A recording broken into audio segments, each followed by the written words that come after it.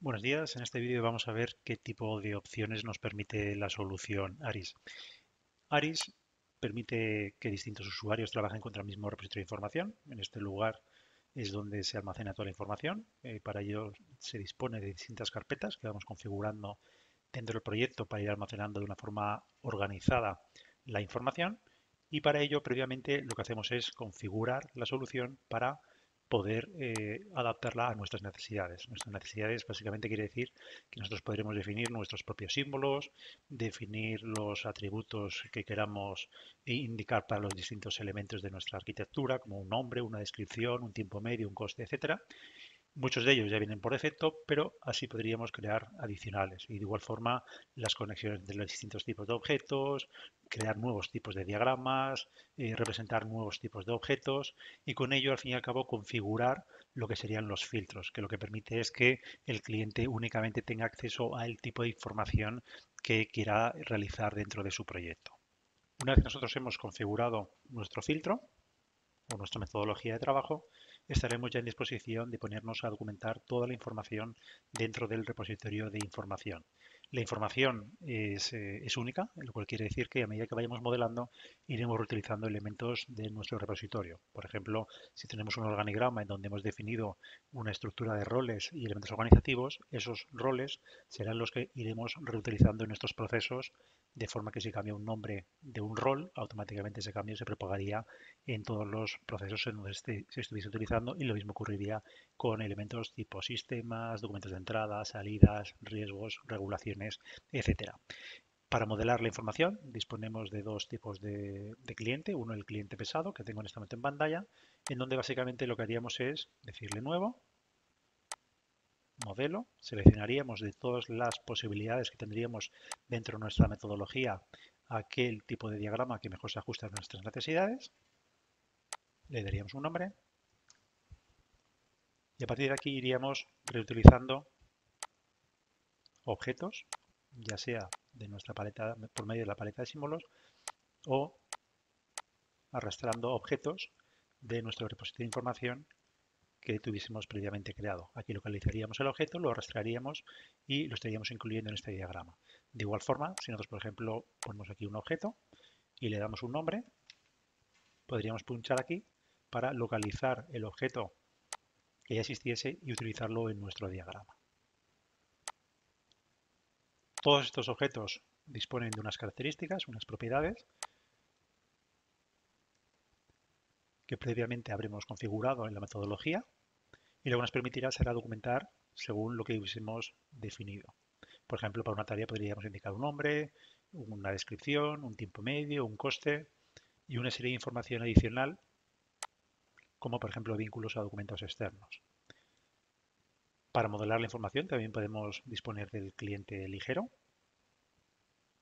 Básicamente accederíamos aquí, nos iríamos a nuestro repositorio de información, a la carpeta en la cual quisiéramos crear la información, le diríamos crear modelo, le daríamos un nombre, seleccionaríamos el tipo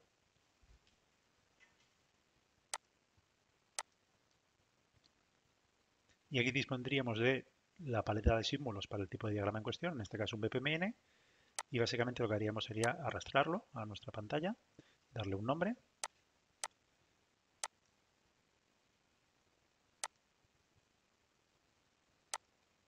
y a partir de ahí empezar a modelar de forma muy sencilla. Le diríamos dando el nombre de los distintos objetos y aquí vemos cómo el sistema nos ofrece distintas posibilidades para conectar objetos de una forma muy cómoda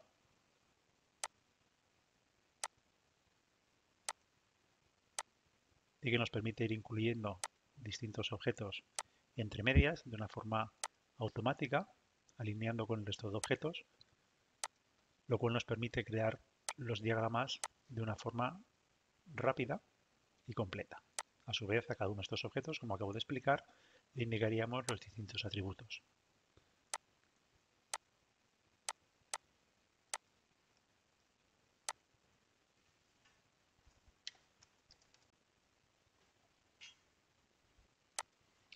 Una vez que la información se ha documentado y los distintos diagramas se han vinculado entre sí para permitir la navegación entre ellos, Permitiríamos que los usuarios finales tengan acceso al contenido. Para ello, accederían al portal y aquí podrían, por ejemplo, hacer una búsqueda de un procedimiento, un proceso o un sistema en concreto, acceder al detalle en donde verían no solo el diagrama que se hubiese documentado, sino también una serie de vistas adicionales, como por ejemplo la vista general, en donde aparecería el resumen, la relación de actividades que lo conforman, una vista guiada en modo paso a paso, como que nos permitiría estar navegando dentro del proceso como si estuviésemos subido en ello, de forma que al pinchar sobre cada una de las tareas, aquí en la parte de la derecha aparecería información que hubiésemos configurado, pues una descripción, los roles que ejecutan dicha tarea, por medio de qué sistemas, documentos de entrada, salida, podríamos incluir vídeos y todo ello para permitir que el usuario final que estuviese accediendo a este contenido tuviese al alcance de la mano toda la información.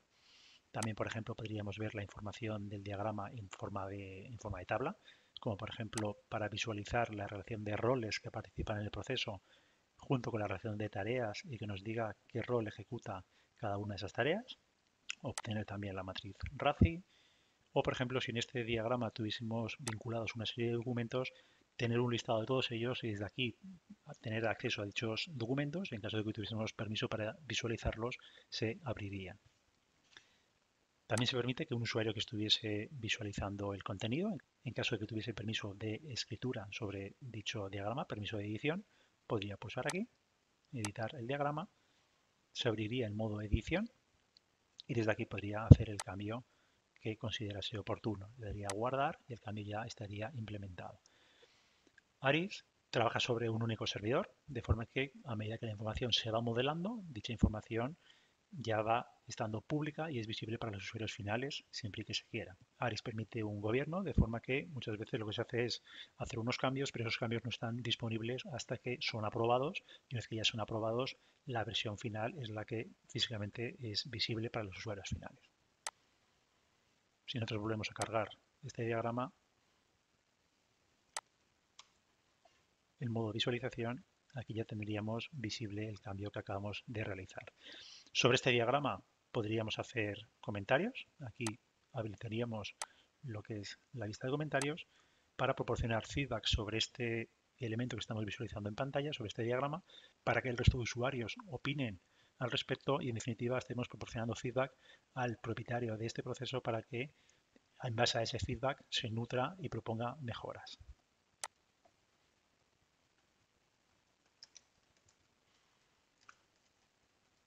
También es posible que los usuarios que estuviesen visualizando el diagrama quisiesen explotar o exportar, mejor dicho, esta información a un documento. Para ello podríamos habilitar la vista de informes y desde aquí, por medio de los informes que previamente habríamos diseñado, volcarlo, por ejemplo, a un PDF, a un Word, a un Excel de forma automática.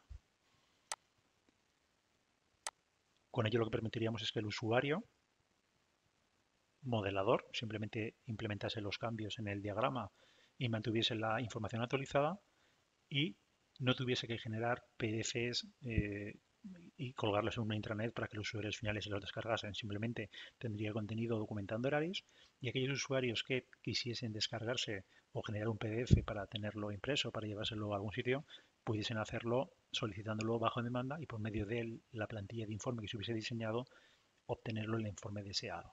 También se permiten solicitar cambios, no estamos hablando de feedback, sino de solicitar una modificación al uso. Es decir, por aquí podríamos decir proceso continuo de mejora. Esto dispararía un workflow que también hemos diseñado con la solución, con Aris.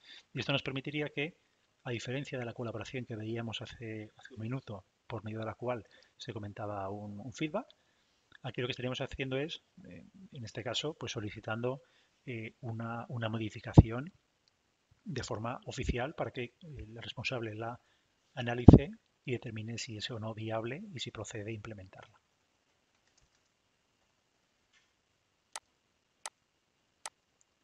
Y al hacer esto, el responsable de este proceso recibiría una notificación en nueva bandeja de tareas y desde ahí indicaría si lo acepta, si lo rechaza y en función de lo que hubiese definido en el workflow pasaría una cosa u otra. Por lo general, el modelo se bloquearía para que nadie pudiese hacer cambios en tanto no se terminase de realizar el cambio solicitado crear nuevas versiones, enviar notificaciones para que los usuarios que hubiesen realizado la petición correspondiente se diesen por enterados de que se está trabajando en ella y al final de todo, una vez que ese cambio estuviese implementado, automáticamente también se notificaría al resto de usuarios para que estuviesen conscientes de que se ha realizado una modificación al respecto.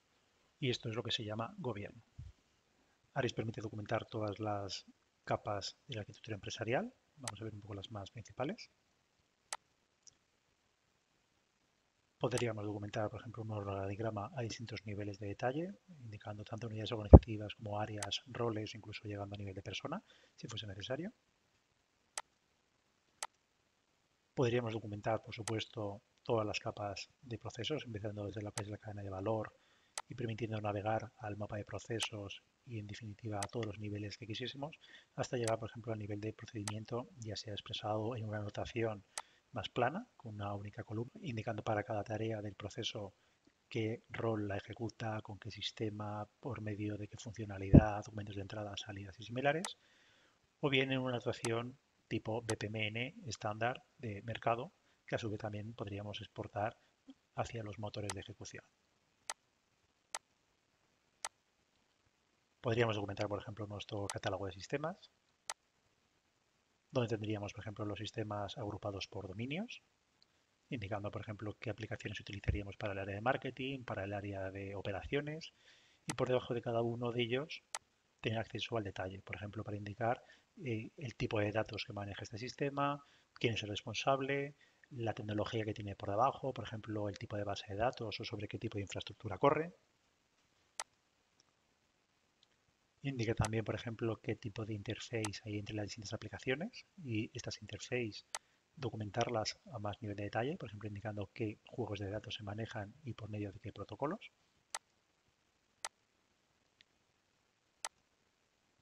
Documentar también, por ejemplo, nuestras normativas, indicando, por ejemplo, cuáles son las normativas de viajes, qué controles hay que establecer, quiénes son los usuarios responsables que velan por la integridad de dichas normativas. Por ejemplo, nuestro catálogo de riesgos e indicando para cada uno de los riesgos que posteriormente se vincularán con los procesos, indicando, por ejemplo, qué controles hay para que los mitiguen, el riesgo en qué elementos, por ejemplo, de la cuenta de pérdidas y ganancias impacta, quién es el responsable de dicho riesgo, cuáles son los controles que de forma periódica se irán verificando para velar el correcto cumplimiento de los controles, así como otras posibles iniciativas que hubiese al respecto. Podríamos documentar, por ejemplo, nuestro catálogo de tecnologías, indicando que a nivel de infraestructura tenemos distintos sistemas operativos y por debajo de cada uno de ellos teniendo el acceso a ellos junto con el ciclo de vida de estos. Aquí tendríamos todo el acceso, donde veríamos cuándo se ha implementado, hasta cuándo se define soporte extendido, etcétera. Y por debajo de aquí iríamos navegando a las distintas versiones que tuviésemos en nuestra compañía.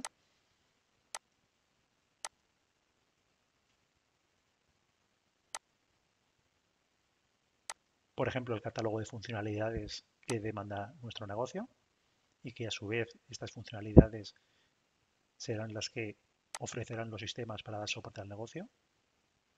Aquí, por ejemplo, si de nuevo vamos a un sistema, aquí veríamos cómo este sistema documentamos qué funcionalidades ofrece y estas serían todas las funcionalidades del catálogo que son ofrecidas por este sistema y en base a ello podríamos detectar redundancias y eliminar aquellos sistemas que estuviesen suponiendo un coste y que pudiesen ser ofrecidos por otros.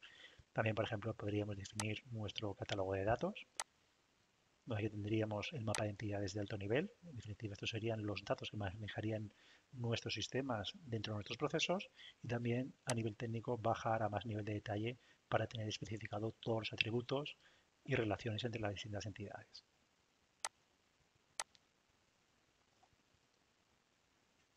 Podríamos tener también lo que es documentado la experiencia del cliente.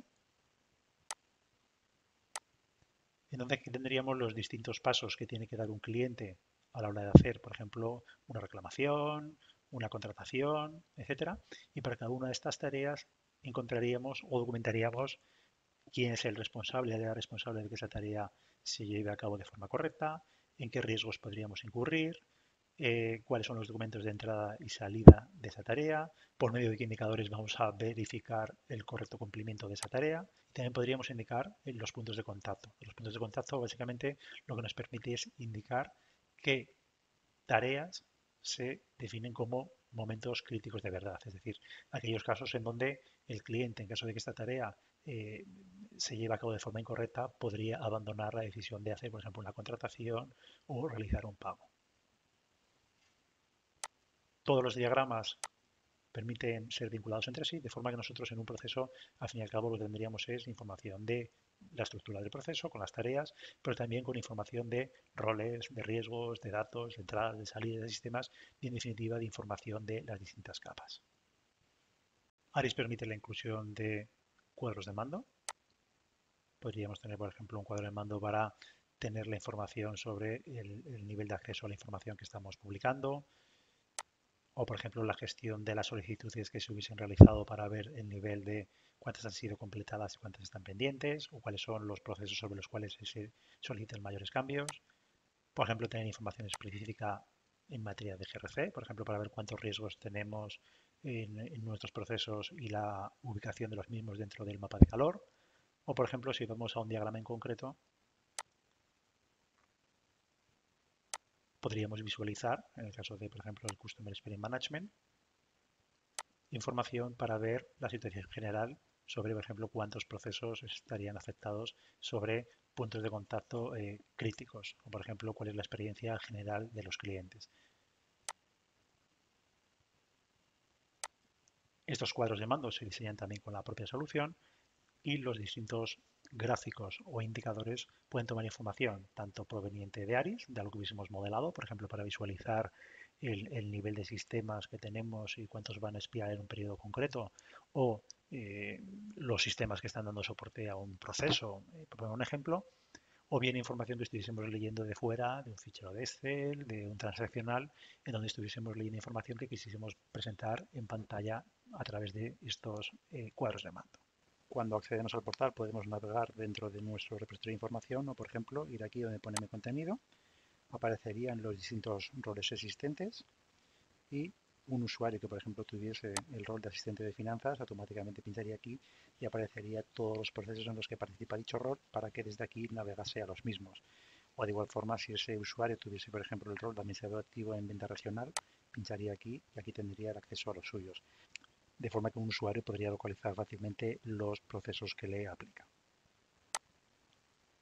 Desde el propio portal por medio del cual se publica la información, el responsable del proceso podría modificar, por ejemplo, lo que sería la descripción. Aquí realizaría el cambio, diría aceptar y automáticamente este cambio ya se vería reflejado en la base de datos y de igual forma pues cambiar otra serie de atributos o, por ejemplo, el nombre de las tareas o las descripciones de las tareas del proceso, de forma que se optimiza el uso de las licencias de modelado y permite que determinados usuarios acometan determinadas acciones de forma muy puntual desde el propio portal de publicación.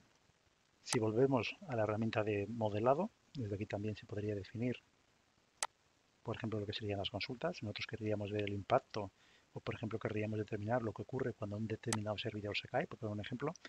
Aquí definiríamos lo que es la consulta por medio de la cual analizaríamos el impacto y en este caso, por medio de una serie de opciones que hay para ello a través de un asistente, indicaríamos cómo, partiendo de un determinado servidor, analizaríamos las instancias de aplicaciones que están corriendo en el mismo, analizaríamos las funcionalidades que proporcionan esas aplicaciones y miraríamos a qué procesos dan soporte, de forma que, partiendo de un determinado servidor, analizaríamos el impacto a nivel de proceso. Lo que permitiría, en definitiva, es que el usuario final, tendríamos, por ejemplo, aquí este servidor, en donde estaría corriendo esta instancia. Esta sería una instancia de un sistema.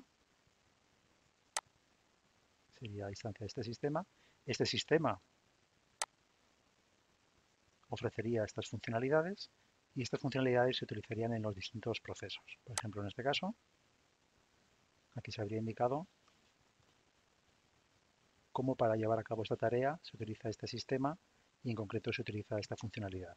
Esto nos permitiría que desde aquí el responsable pudiese lanzar una consulta y obtener, por ejemplo, cuáles serían los distintos procesos afectados. Es decir, si se cae este servidor, se verían impactados estas instancias de estas aplicaciones que ofrecen estas funcionalidades que dan soporte a estos procesos. Y esto lo veríamos también en el resultado de modo tabla de forma resumida.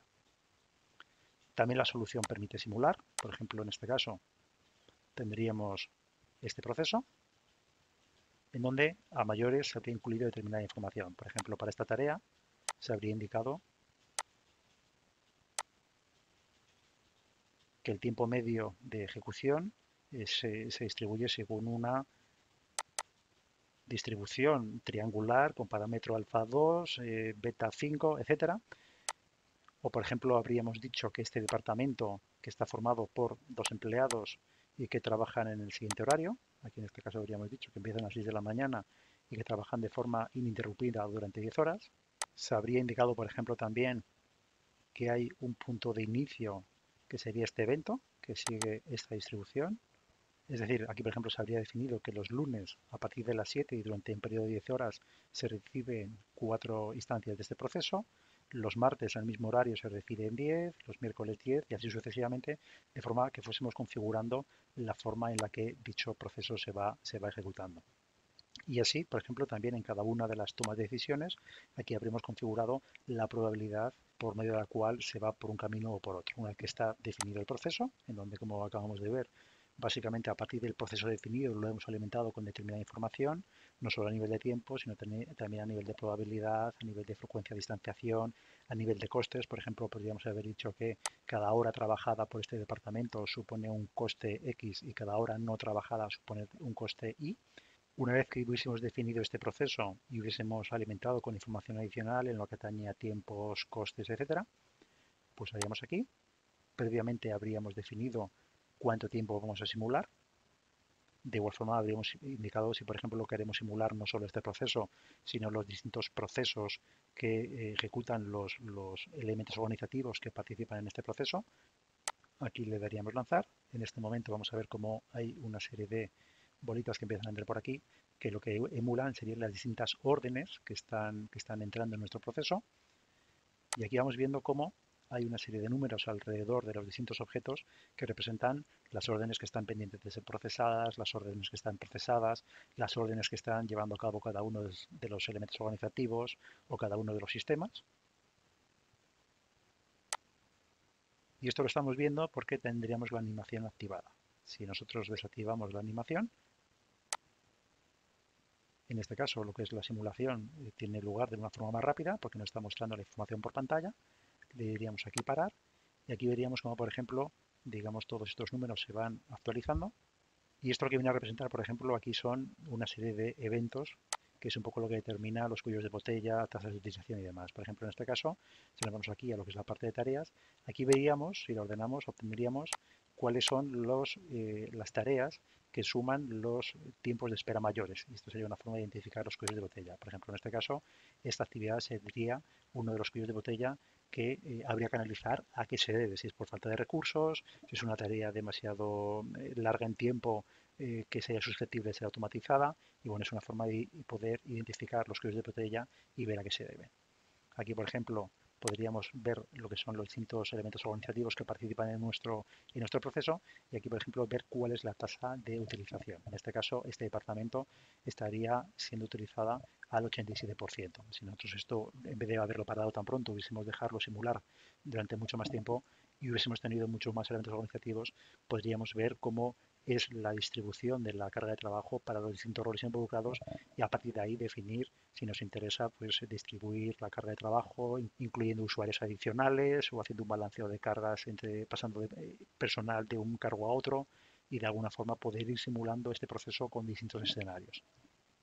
Aquí, por ejemplo, también en el plano técnico, aunque en este caso no tenemos, podríamos poner, por ejemplo, bandejas de servicios en donde, pues a lo mejor una determinada tarea crea tuercas, por poner un ejemplo, y hay otra tarea que coge tuercas de esa bandeja para que al final viésemos cuál es, digamos, el número de tuercas que quedan en esa bandeja en donde hay unas tareas que crean y otras que utilizan. Y aquí, por ejemplo, también podríamos haber visto en lo que es la parte de eventos, al cabo de este tiempo que hemos simulado, cuántos eventos habrían producido de cada uno de los tipos, ya sean eventos de finalización o eventos intermedios. La idea de la simulación es, yo ahora lo que haría es pararlo, a partir de la información que yo hubiese obtenido, en donde también yo puedo estar viendo la información de forma gráfica. A partir de ahí, definir un nuevo escenario. Pues, por ejemplo, en este caso, en este departamento, en vez de 2 empleados, vamos a poner 3, y en este otro, en vez de 5, vamos a dejarlo en 4. Volver a simular y así de forma correlativa o de forma iterativa ir aprendiendo e ir viendo cómo el proceso se puede ir optimizando. Para este proceso también podríamos lanzar lo que se llaman los experimentos de simulación, en donde en vez de ir viendo la simulación paso a paso, lo que estamos haciendo en este caso sería hacer simulaciones iterativas. Aquí básicamente lo que estaríamos permitiendo a las soluciones que jugase con distintos parámetros. Nosotros iríamos, por ejemplo, diciendo, pues quiero simular con un departamento en donde voy a tener entre 5 y 10 empleados, en otro donde voy a tener entre 40 y 30, en otro entre 17 y 24. Hazme todas las posibles combinaciones para que al final el tiempo medio de espera en esta tarea sea el menor posible. Con lo cual él, independientemente de si tiene que hacer 100.000 simulaciones, 1.000.000, 3 millones, el propio sistema iría jugando con las distintas posibilidades e iría aprendiendo sobre cuál es la mejor combinación para obtener el resultado deseado.